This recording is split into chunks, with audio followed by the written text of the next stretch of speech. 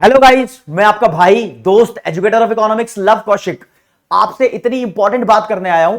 शायद ये वीडियो देखने के बाद आपकी लाइफ बदल जाए, आपके सोचने का तरीका बदल जाए और आपके डिजायर्ड रिजल्ट्स आप अचीव कर पाओ। एक एक करके सब्जेक्ट वाइज मैं बात करूंगा, लेकिन उससे पहले, क्योंकि दोस्तों मैं भी पहले एक स्टूडेंट था, तो मैं उस लेवल पे सोचकर आपको बता रहा हूं कि स्टूडेंट के दिल में क्या चलता है, उसकी लाइफ में क्या बीतता है और वो कैसे अपने अकाउंटेंसी, बिजनेस स्टडीज और इकोनॉमिक्स तीनों को मैनेज कर लेगा।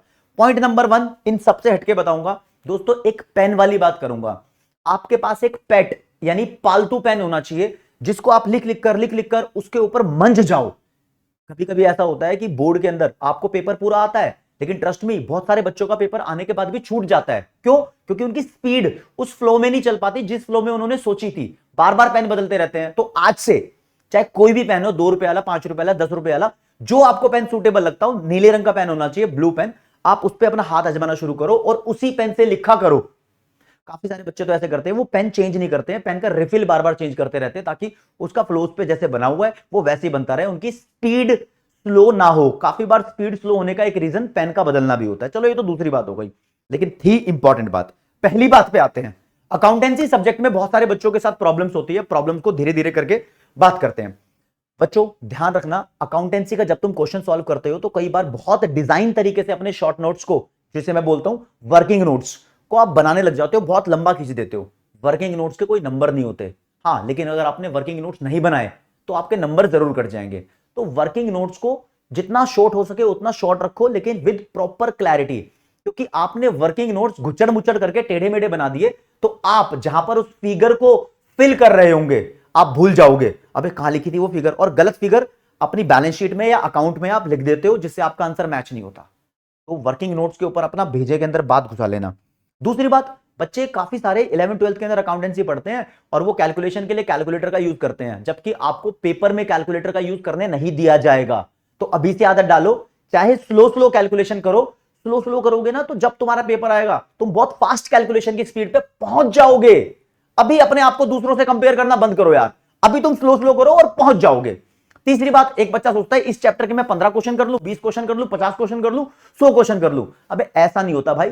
अकाउंटेंसी के अंदर आपको ध्यान रखना है कि चाहे 5 क्वेश्चन करो एक चैप्टर के, 10 क्वेश्चन करो, लेकिन होने चाहिए वो कॉम्प्रिहेंसिव क्वेश्चन, यानी डिटेल्ड क्वेश्चन तुम्हारे पास होने चाहिए। ऐसा क्वेश्चन जिसके अंदर लगभग सारी एंट्रीज हो रही हो, सारी एडजस्टमेंट हो रही हो, पूरा चैप्टर कवर हो रहा हो। तो ऐसे 5 से 10 क्वेश्चन भी तुम पर चैप्टर के कर लेते हो, तुम्हारा काम हो जाएगा। और काफी बच्चे देख रहे हैं, यार मैं अकाउंट्स के क्वेश्चन सॉल्व तो करता हूं, लेकिन मेरा आंसर मैच नहीं होता, बार बार आंसर में कहीं ना कहीं दिक्कत आ जाती है। अबे गधे, पहले तो ये समझो कि आपके आंसर मैच इसलिए नहीं हो रहे क्योंकि कॉन्सेप्चुअल क्लैरिटी नहीं है।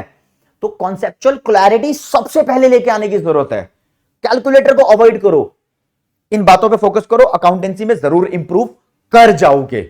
दूसरे पे बात आती है इकोनॉमिक्स की। इकोनॉमिक्स में बंदा सोचता है यार इकोनॉमिक्स में है क्या, ग्राफ है, टेबल है, थोड़े छोटे मोटे न्यूमेरिकल्स हैं, कर लेंगे सॉल्व, लेकिन नंबर फिर भी कटते हैं क्योंकि आपको ग्राफ प्रॉपर एक्सप्लेन नहीं करना आता। काफी बच्चे ग्राफ को प्रॉपर एक्सप्लेन करते ही नहीं है। आपको कॉन्सेप्चुअल क्लैरिटी इकोनॉमिक्स में भी रखनी है, और आपको यह पता होना चाहिए कि ग्राफ में कितना एक्सप्लेन करना है। पेपर में क्वेश्चन के अंदर ग्राफ पूछा है तो ग्राफ को एक्सप्लेन करके आना बहुत जरूरी है। ग्राफ नहीं पूछा, आपने फिर भी कॉम्प्लीमेंट्री ग्राफ वहां बना दिया है, तो उस ग्राफ को एक्सप्लेन करने की जरूरत नहीं है। टेबल के साथ भी सेम कॉन्सेप्ट लागू होता है। तो इकोनॉमिक्स में इस बात का बड़ा ख्याल रखना है। जो भी आपका न्यूमेरिकल क्वेश्चन का आंसर आता है तो लास्ट में उसको बॉक्स में हाईलाइट करके आ जाओ, तो थोड़ा सा अच्छा भी लगता है। प्रेजेंटेशन बहुत मैटर करती है। तीसरी बात, आपको बिजनेस स्टडीज के बारे में बताऊंगा। आजकल भूचाल आ रखा है मार्केट में, यार बिजनेस स्टडीज में तो केस स्टडीज होती है, बिजनेस स्टडीज में तो केस स्टडीज होती हैं। ये क्वेश्चन मार्क इसलिए ही बनाया हुआ आपके लिए, आपके सारे क्वेश्चन का समाधान यहां पर हो रहा है। देखो, केस स्टडीज को डायरेक्ट सॉल्व करने लग जाओगे ना तो सॉल्व नहीं होगी, बहुत बार अटकोगे। जब तक तुमने बिजनेस स्टडीज के कॉन्सेप्ट्स को क्लियर नहीं किया है, कॉन्सेप्चुअल क्लैरिटी नहीं है, तब तक आप उसको छेड़ना मत, वरना तुम्हारा कॉन्फिडेंस लूज हो जाएगा। यार मैं तो केस स्टडीज करने बैठता हूं लेकिन मेरे से सॉल्व नहीं होती। पिक्चर बेस्ड क्वेश्चन होते हैं, मैं सॉल्व करने बैठता हूं, सॉल्व नहीं होते। असर्शन रीजन के क्वेश्चन आते हैं, मैं सॉल्व करने बैठता हूं, सॉल्व नहीं होते। मुझसे एमसीक्यू नहीं बन रहे। अरे इसलिए नहीं बन रहे क्योंकि कॉन्सेप्चुअल क्लैरिटी नहीं है। अब इसमें कुछ बातें एडिशन कर देता हूं। बच्चा बोलेगा sir how to write answer, इसके ऊपर कुछ बात बता दो। अरे आंसर का सीधा कॉन्सेप्ट है। न्यूमेरिकल वाले क्वेश्चन की बात नहीं करूंगा, वहां तो तुम्हें न्यूमेरिकल सॉल्व करना पड़ता है। अब बात करूंगा थ्योरेटिकल चीजों की। अरे आपको पॉइंट वाइज आंसर लिखना है, पैराग्राफ वाला आंसर नहीं लिखना। ये बताते बताते बहुत सारे टीचर पक गए हैं, लेकिन आपके भेजे में ये बात घुसती क्यों नहीं? आपको पॉइंट वाइज आंसर लिखना है। 4 नंबर का क्वेश्चन आया, 4 पॉइंट लिखने हैं। 6 नंबर का क्वेश्चन आया, 6 पॉइंट लिखने हैं। 3 नंबर का क्वेश्चन आया, 3 पॉइंट लिखने हैं। अगर क्वेश्चन में नहीं बोले तो इतने इतने पॉइंट लिखने हैं, वरना क्वेश्चन में क्लियरली बोलता है कि 2 पॉइंट लिखो, 3 पॉइंट लिखो, 4 पॉइंट लिखो। तो जो भी पॉइंट लिखना है हो सके तो उसकी हेडिंग बनाओ, फिर उसकी एक्सप्लेनेशन दो। अब बच्चा बोलते सर बिजनेस स्टडीज में हम हेडिंग तो याद कर लेते हैं यार, एक्सप्लेनेशन का रट्टा नहीं लगाया जाता। एक्सप्लेनेशन का रट्टा ढोकले लगाना भी नहीं है। आपको कॉन्सेप्चुअल क्लैरिटी होनी चाहिए। आप अपनी भाषा में, अपने एग्जाम्पल में उसका आंसर लिख सकते हो। किसी ने नहीं बोला कि आपको डिट्टो बुक की लैंग्वेज ही पहननी है। हाँ, हेडिंग वहां से तुम्हें याद होनी चाहिए।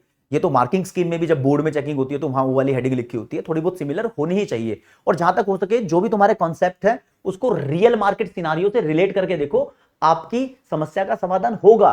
तुम धीरे धीरे स्कोर करने लग जाओगे। पिक्चर बेस्ड क्वेश्चन भी सॉल्व होंगे, असर्शन रीजन के भी सॉल्व होंगे, केस स्टडीज भी सॉल्व होंगी, चाहे कोई भी सब्जेक्ट हो। और लास्ट बात, लास्ट तो नहीं है लेकिन मेन बात यह भी है, बच्चा बोलता है सर मैं लिखते लिखते क्वेश्चन को काट देता हूं, कई बार इससे फर्क पड़ेगा प्रेजेंटेशन पे। देखो भाई, अगर मैंने ये लिखा है यहां पर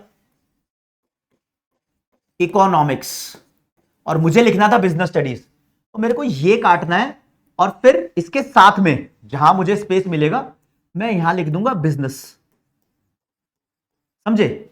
ये ठीक है, इसका नंबर नहीं कटेगा। कुछ बच्चे क्या करते हैं, इसको काटते नहीं है, इस पे ऐसे गुच्चड़ मुच्चड़ करेंगे और फिर कहीं ना कहीं ऐसे बिजनेस लिख के आ जाएंगे। भाई साहब यहां टीचर को बहुत बेकार फील होता है कि क्या किया है इसने। ठीक है, ऐसा मत करना। और काफी सारे को लगता है इट इज थिंग, आपको लिखना था it is a good thing.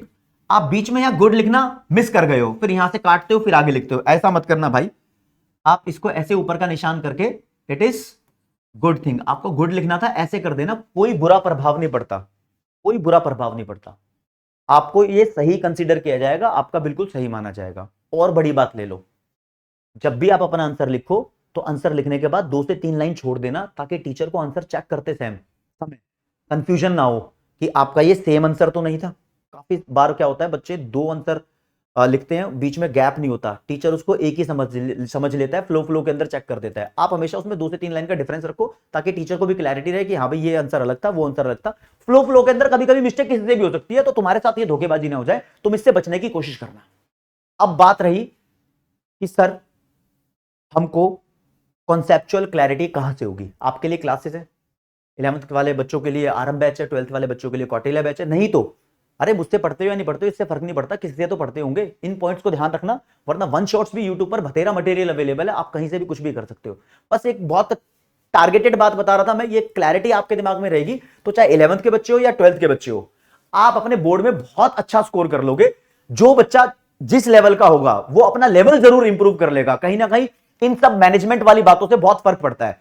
आपके दिमाग में क्या डाउट चल रहा है, कमेंट सेक्शन खाली है, आप बता सकते हो। ये बॉन्ड है ना जो आपका और मेरा है, इसी लेवल पे बन पाया है कि समस्याओं को मैं सुनता हूं तुम्हारी, समझता हूं और उसका समाधान करने की कोशिश करता हूं। बस ये लेवल, ये बॉन्ड चलता रहना चाहिए। आप अपनी समस्या मुझे बता सकते हो कमेंट सेक्शन में, या फिर आप बता सकते हो कि हाँ भाई इसमें इस वीडियो के अंदर आपको ये चीज ऐसी लगी है जिससे आपको फायदा होगा, आप गलती करते थे। क्योंकि अकाउंटेंसी में तो बहुत कुछ देखा, बच्चों के आंसर इसलिए मैच नहीं हो रहे होते क्योंकि वो वर्किंग नोट्स के अंदर गुच्चड़ मुच्चड़ कर रहे होते हैं। और उनको क्लैरिटी से बनाओ, लेकिन लंबा मत खींचना भाई। बस इन बातों को ध्यान रखो, काफी हद तक तुम्हारी समस्याएं सॉल्व हो जाएगी। मेरी तरफ से इतना ही। जय हिंद, जय भारत, नमस्कार।